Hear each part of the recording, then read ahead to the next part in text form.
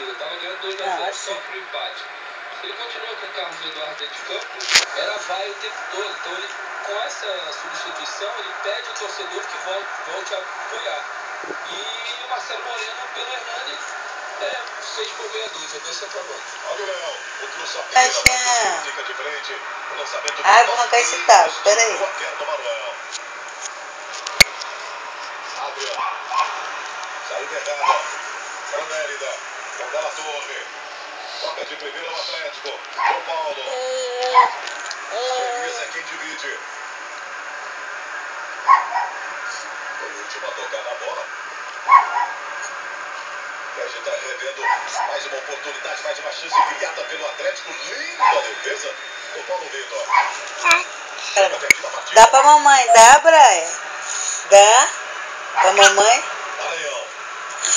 Enganou a mamãe. Dá pra mamãe, dá? Ah, Brian, dá pra mamãe. Ah, dá maçã pra mamãe, dá? Recebe pelo lado direito. Dominou, segurou na marcação do Paulinho. Ainda o Léo.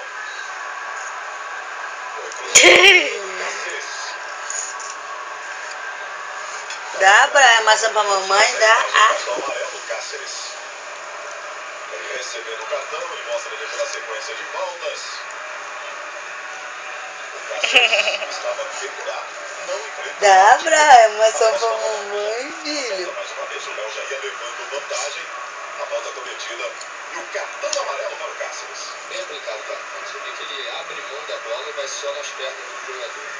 E aí você falou em 15 finalizações do Flamengo, muitas delas nos primeiros 20 minutos, né?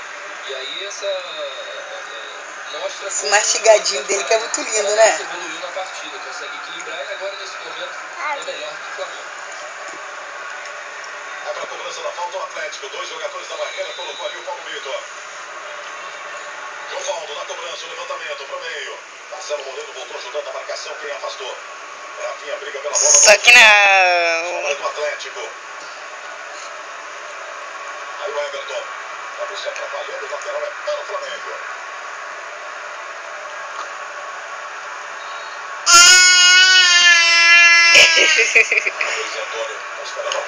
Dá maçã pra mamãe? Maranhão.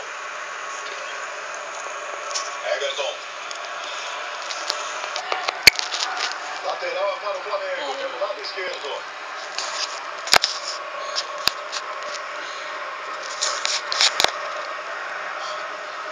Adriano, devolve de primeira para o João Paulo. Ai, que lindo! João Paulo do Atlético.